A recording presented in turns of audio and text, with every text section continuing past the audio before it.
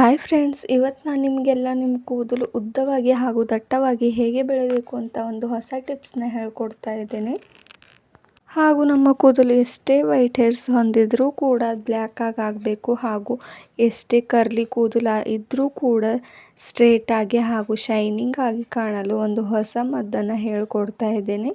ಹಾಗಾದರೆ ತಡ ಮಾಡದೆ ನನ್ನ ಈ ಒಂದು ಅಕೌಂಟ್ನ ಸಬ್ಸ್ಕ್ರೈಬ್ ಮಾಡಿ ಹಾಗೂ ಲೈಕ್ ಮಾಡಿ. ಬನ್ನಿ ನೋಡೋಣ ಈ ಹೋಮ್ ರೆಮಿಡಿಯನ್ನು ಹೇಗೆ ರೆಡಿ ಮಾಡೋದು ಅಂತ. ನಾನು ಮೊದಲು ಇಲ್ಲಿ ಒಂದು ಕಬ್ಬಿಣದ ಕಡಾಯಿನ ತೊಗೊಂಡಿದ್ದೆ. ಕಬ್ಬಿಣದ ಕಡಾಯಿನ ಯಾಕೆ ಯೂಸ್ ಮಾಡ್ಕೊಳ್ತಾ ಇದ್ದೀನಿ ಅಂದರೆ, ಕಬ್ಬಿಣದ ಅಂಶಗಳು ಕೂಡ ನಮ್ಮ ಸ್ಕಿನ್ಗೆ, ನಮ್ಮ ಬಾಡಿಗೆ ಅಥವಾ ನಮ್ಮ ಹೇರ್ಸ್ಗೆ ತುಂಬಾ ಯೂಸ್ಫುಲ್ ಆಗಿ ವರ್ಕ್ ಮಾಡುತ್ತೆ. ಕಬ್ಬಿಣದಿಂದ ಬಿಡುಗಡೆಯಾಗುವ ಯಾವುದೇ ಪದಾರ್ಥ ಕೂಡ ನಾವು ಕಬ್ಬಿಣದಲ್ಲಿ ಮಾಡಿ ತಿಂದರೆ ಅದು ಕೂಡ ನಮಗೆ ತುಂಬಾ ಪ್ರೋಟೀನ್ಸ್ಗಳು ಕೊಡುತ್ತೆ. ಹಾಗಾಗಿ ನಾನು ಇವತ್ತು ನಿಮಗೆ ಕಬ್ಬಿಣದ ಕಡಾಯಲ್ಲಿ ಈ ಒಂದು ಹೇರ್ ಪ್ಯಾಕ್ನ ಮಾಡಿ ತೋರಿಸ್ತಾ ಇದ್ದೇನೆ. ಮೊದಲು ಸ್ಟವ್ ಆನ್ ಮಾಡ್ಕೊಳ್ಳಿ, ಹಾಗೆ ಲೋ ಫ್ಲೇಮಲ್ಲಿ ಇಟ್ಕೊಳ್ಳಿ. ಆಮೇಲೆ ನಾನು ಇವತ್ತು ಮೆಂತ್ಯದಿಂದ ನಿಮಗೆ ಈ ಹೋಮ್ ರೆಮಿಡಿನ ಹೇಗೆ ಮಾಡೋದು ಅಂತ ತಿಳಿಸ್ಕೊಡ್ತಾ ಇದ್ದೇನೆ. ಮೆಂತ್ಯ ಕೂಡ ಒಂದು ತುಂಬಾ ಯೂಸ್ಫುಲ್ ಆಗಿರುವಂಥ ಹೇರ್ಗೆ ಇದು ಒಂದು ಮೆಂತ್ಯದಲ್ಲಿ ತುಂಬಾ ಪ್ರೋಟೀನ್ಸ್ಗಳು ಹಾಗೂ ಐರನ್ ಯುಕ್ತವಾಗಿರುವ ಒಂದು ಪ್ರೋಟೀನನ್ನು ಹೊಂದಿದೆ. ಆದ ಕಾರಣ ನಾನು ಇವತ್ತು ನಿಮಗೆ ಈ ಮೆಂತ್ಯದಿಂದ ಹೇರ್ ಪ್ಯಾಕ್ ಹೇಗೆ ಮಾಡೋದು, ನಮ್ಮ ಕೂದಲು ಎಷ್ಟು ದಟ್ಟವಾಗಿ ಬೆಳೆಯಲು ಹಾಗೂ ಎಷ್ಟೇ ಕೂದಲು ಉದುರಿದ್ರೂ ಕೂಡ ಮತ್ತೆ ವಾಪಸ್ಸಾಗಿ ಬೆಳೆಯಬೇಕು, ಹಾಗೂ ಎಷ್ಟೇ ಬಿಳಿ ಕೂದಲಾದರೂ ಕೂಡ ಅದು ಕಪ್ಪಾಗಬೇಕು ಅಂತ ಇವತ್ತು ನಾನು ನಿಮಗೆ ಮೆಂತ್ಯದಿಂದ ಈ ಒಂದು ಹೇರ್ ಪ್ಯಾಕ್ನ ತಿಳಿಸ್ಕೊಡ್ತಾ ಇದ್ದೇನೆ. ನೋಡಿ, ಮೆಂತ್ಯವನ್ನು ಹೀಗೆ ಚೆನ್ನಾಗಿ ಹುರಿದುಕೊಳ್ಳಿ. ಗ್ಯಾಸ್ನ ಲೋ ಫ್ಲೇಮಲ್ಲಿ ಇಟ್ಕೊಳ್ಳಿ. ಮೆಂತ್ಯ ಕಾಳಿನಲ್ಲಿ ಒಂದು ರಿಚ್ ಆದ ಹಾಗೂ ಐರನ್ ಹೊಂದಿರುತ್ತೆ. ಆದ ಕಾರಣ ನಮ್ಮ ಕೂದಲು ಯಾವಾಗಲೂ ಸಿಲ್ಕಿಯಾಗಿ ಹಾಗೂ ಸಾಫ್ಟಾಗಿ ಕಾಣಲು ಇದು ತುಂಬಾ ಉಪಯುಕ್ತವಾಗಿ ವರ್ಕ್ ಮಾಡುತ್ತೆ. ಹಾಗೂ ನಮ್ಮ ಕೂದಲು ಎಷ್ಟೇ ಕರ್ಲಿ ಆಗಿದ್ರೂ ಕೂಡ, ಎಷ್ಟೇ ಗುಂಜು ಬಿದ್ದರೂ ಕೂಡ ಅದನ್ನು ರಿಮ್ ಮಾಡೋಕ್ಕೆ ಈ ಮೆಂತ್ಯ ಕಾಳು ತುಂಬಾ ಉಪಯೋಗವಾಗುತ್ತದೆ. ಆದ ಕಾರಣ ಈ ಮೆಂತ್ಯದಿಂದ ಏನೇನು ಯೂಸಸ್ಗಳಿವೆ ಹಾಗೂ ಕೂದಲು ಎಷ್ಟು ದಟ್ಟವಾಗಿ ಬೆಳೆಯುತ್ತೆ ಅಂತ ನೀವೇ ಇದು ಒಂದು ಹೇರ್ ಪ್ಯಾಕ್ನ ಯೂಸ್ ಮಾಡಿ ನನಗೆ ತಿಳಿಸಿ. ನೋಡಿ, ಈಗ ಮೆಂತ್ಯ ತುಂಬಾ ಬ್ಲ್ಯಾಕ್ ಆಗಿ ಕಾಣಿಸ್ತಾ ಇರೋದು ನೀವು ನೋಡ್ಬೋದು. ಹಾಗೂ ನಾನು ಇದರೊಳಗೆ ಎಳ್ಳನ್ನ ಮಿಕ್ಸ್ ಮಾಡ್ಕೊತಾ ಇದ್ದೀನಿ. ಎಳ್ಳು ಕೂಡ ಎಲ್ಲರ ಮನೆಯಲ್ಲಿ ಕಾಮನ್ ಆಗಿ ಸಿಗುವಂಥ ಒಂದು ಇಂಗ್ರೀಡಿಯೆಂಟ್ಸ್.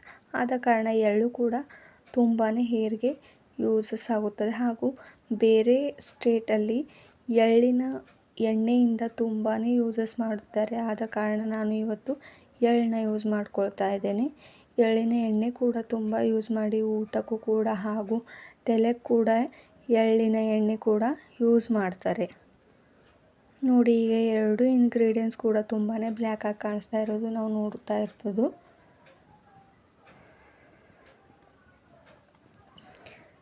ಹಾಗೆ ಇನ್ನೂ ಸ್ವಲ್ಪ ಚೆನ್ನಾಗಿ ಹುರಿದುಕೊಂಡ್ರೆ ಅದರಿಂದ ಎಣ್ಣೆ ಕೂಡ ಬಿಡುಗಡೆ ಆಗುತ್ತದೆ. ಆದ ಕಾರಣ ನಾನು ಈಗ ತುಂಬಾ ಚೆನ್ನಾಗಿ ಹುರಿದಿದೆ, ಆದರೂ ಕೂಡ ಇನ್ನೂ ಸ್ವಲ್ಪ ಹೊತ್ತು ಇದನ್ನು ಹುರಿದುಕೊಳ್ತಾ ಇದ್ದೇನೆ. ನೋಡಿ, ಈಗ ಎಷ್ಟು ಚೆನ್ನಾಗಿ ಎಣ್ಣೆ ಬಿಟ್ಕೊಳ್ತಾ ಇರೋದು ನೀವು ನೋಡ್ಕೊಳ್ಬೋದು. ಸ್ಪೂನ್ ಕೂಡ ಮೆತ್ಕೊಳ್ತಾ ಇದೆ. ನೋಡಿ ಎಷ್ಟು ಚೆನ್ನಾಗಿ ಎಣ್ಣೆ ಕೂಡ ಬಿಡುಗಡೆ ಆಗ್ತಿದೆ ಅಂತ. ಇದನ್ನು ನಾವು ಪದೇ ಪದೇ ಮಾಡೋಕ್ಕಾಗಲ್ಲ ಅಂದರೆ ಒಂದೇ ಸಾರಿ ಮಾಡಿ ಕೂಡ ನಾವು ಒಂದು ಡಬ್ಬೆಯಲ್ಲಿ ಸ್ಟೋರ್ ಕೂಡ ಮಾಡಿಟ್ಕೊಳ್ಬಹುದು. ಆದ ಕಾರಣದಿಂದ ನಮಗೆ ಯಾವಾಗ ಕೂಡ ನಾವು ಈ ಒಂದು ಪ್ಯಾಕ್ನ ಯೂಸ್ ಮಾಡ್ಕೋಬಹುದು ನಮ್ಮ ಹೇರ್ಸ್ಗೆ. ಇದು ಸ್ವಲ್ಪ ಹೊತ್ತು ತಣ್ಣಗಾದ ನಂತರ ನಾನು ಇಲ್ಲೊಂದು ಕುಟ್ಟಣಿಗೆ ತೊಗೊಳ್ತಾ ಇದ್ದೇನೆ. ಆ ಕುಟ್ಟಣಿಗೆಯಿಂದ ಚೆನ್ನಾಗಿ ಹೀಗೆ ಕುಟ್ಕೊಳ್ಳಿ.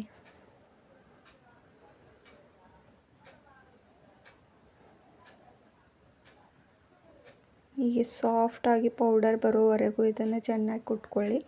ನೋಡಿ, ಈಗ ಎಷ್ಟು ಚೆನ್ನಾಗಿ ಸಾಫ್ಟಾಗಿ ಪೌಡರ್ ಕಾಣ್ತಾ ಇದೆ ಅಂತ. ಸೇಮ್ ಕೆಮಿಕಲ್ ಪೌಡರ್ ಥರನೇ ಕಾಣಿಸ್ತಾ ಇದೆ. ಇದು ಹೊರಗಡೆನೇ ರೆಡಿ ಮಾಡಿರುವಂಥ ಒಂದು ಪ್ಯಾಕ್ನ ಹಾಗೆಯೇ ಕಾಣ್ತಾ ಇದೆ.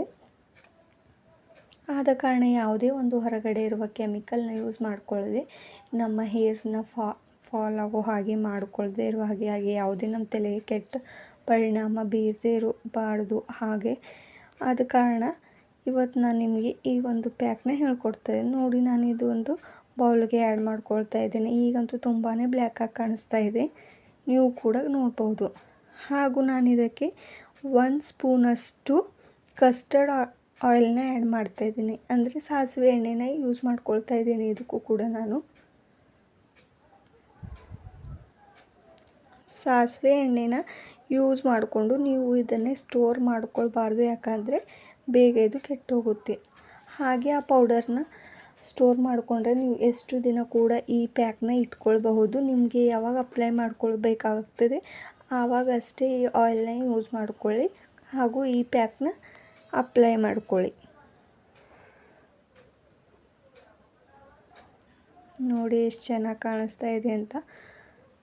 ಯಾವುದೇ ಕೆಮಿಕಲ್ ರಹಿತ ಮನೆಯಲ್ಲೇ ಮಾಡಿರುವ ಒಂದು ಹೊಸ ಹೋಮ್ ರೆಮಿಡಿನ ನೀವು ಕೂಡ ಟ್ರೈ ಮಾಡಿ ಹೇಳಿ.